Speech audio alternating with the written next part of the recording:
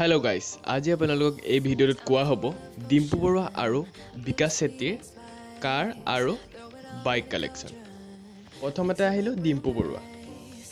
ডিম্পু বৰুৱাৰ এখন এল্ট্ৰ কাৰ আছে আৰু ডিম্পু বৰুৱাৰ এখন বাইক আছে যিখনৰ নাম হৈছে FZ25। এই বাইকখন 250cc।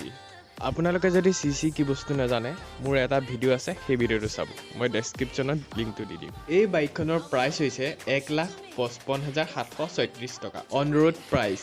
এতিয়া নেক্সট আহিলে I love travel and ফুটৰ Bikash Chetri.